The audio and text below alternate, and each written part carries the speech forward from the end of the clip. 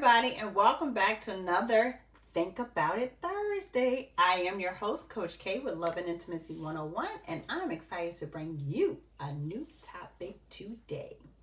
So, remember that if you want to keep up with the latest topic that I do every single Thursday, you must be subscribed to my page and turn those notifications on so you know every single time that the new video drops. That's going to be every single Thursday at 2 p.m.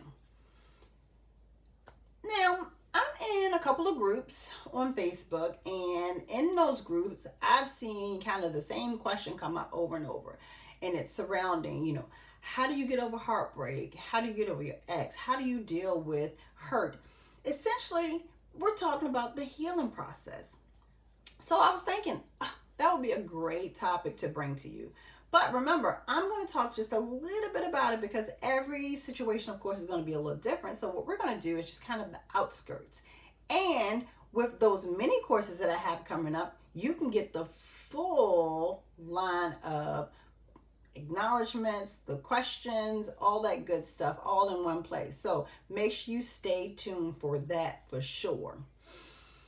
So let's talk a little bit about the healing process. If we think about it, there are several ways that we all process hurt and anger, and we all deal with it in different ways. I'm going to talk about this quick story just to kind of give you a little bit of backstory and use some examples to show you some things.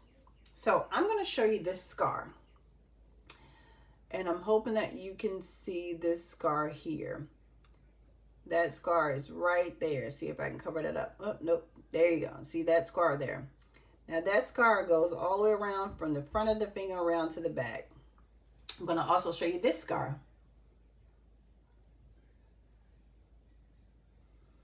So this scar right here is about 7 days old. This scar right here is about 34, 35 years old. Yes, I'm showing my age a little bit, but that's okay. As you see, those scars are almost pretty similar in how they healed up. Why is that important? It's important because knowing that there are several ways that we can go through the healing process and how the outcomes are going to come through. That's why that's important. While this scar right here had no type of external intervention, this one did. When I cut my finger here, I did not go to the hospital to get any stitches, although my husband believed that I should have. It was a pretty deep cut. What I did was I just kept a watch on it. I put Neosporin on it. I covered it up with a Band-Aid whenever I took a shower. Outside of that, I completely let it air dry. I kept it open to the elements. I tried my best not to hit it, but we know Murphy's Law. Every time I hit that thing, whoo boy, it hurt and it started to bleed again. But that only lasted about 3 days. After that, it really started to heal over. And here it is a week later. I can do anything with it and we're just fine. This one here, when I was about 5 or 6, I slipped and my teeth went through my doggone lip here. Of course, straight to the emergency room. And I had stitches put in. Now, these scars almost healed identical. And that's because while this one I did naturally and let the natural healing process of my body take over, this one I had professional help to stitch it up, make sure that they did any antibiotics that was needed, and thus today it's just fine. Now, if you think about any kind of hurt that you've been through and you've kind of gone through the full process by yourself and it turned out to be pretty okay, it still hurts a little bit, but it's pretty okay, then you did a natural healing process.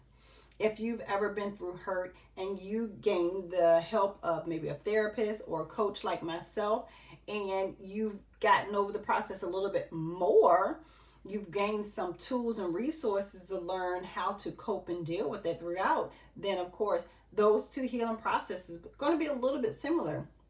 You're able to have an outcome that allows you to go throughout your day as normal as possible. You are able to recognize things that could potentially put you back into harm's way and how to avoid it.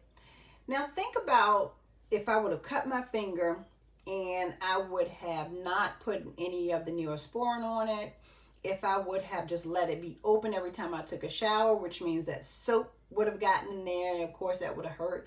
If I would have just been, out in the garden digging in dirt and all kinds of stuff and just doing the wrong thing with that, that would not have healed up properly. Why? Because I did not do the proper things to ensure that this was taken care of. That's the same thing as when you're hurt. You going and finding your friends and you're talking to your friends, and maybe they don't give you the best advice because they just don't know any better, but they want to just see you feel good. Or if you're hurt and you go out and you try to retaliate, retaliation can come in the form of you going after that person that hurt you, or you're using your body in the wrong way sexually and you're going out and you're lashing out that way. So that's when we don't allow the proper healing process to take place. So some quick steps in the healing process, if we think about it, the first thing you want to do is acknowledge the pain or hurt. You cannot heal what you do not acknowledge. If you cannot bring yourself to understanding that this person that you loved or you were completely into hurt you because you're trying to play hard, then you cannot heal from that because you haven't acknowledged it. The next thing you want to do is decide how you want to cope with it. Do you want to go through this completely alone? Do you want to have your friends give you advice? Or do you want to add a therapist or a coach such as myself to help you go through that process? And then you want to completely go through the full process. Allow yourself to go through the full process and be okay with that. Now remember, I am more than happy to walk you through any of those processes. You can just call me directly at 804-967-4551, and I'll make sure that we put a treatment plan together that works best for you and your healing process. I also want you to remember that I do have those mini courses coming up. So if you want to learn more on the healing process, stay tuned to know when those courses are coming out. My name is Coach K. I am with Love and Intimacy 101, bringing you another Think About It Thursday. If there's a topic that you want to know more about, drop it down in the comments or contact me directly. You have my number, or you can email me at info@loveandintimacy101.com. I thank you all for joining me, and I will see you next week for another Think About It Thursday. Have a good day, y'all.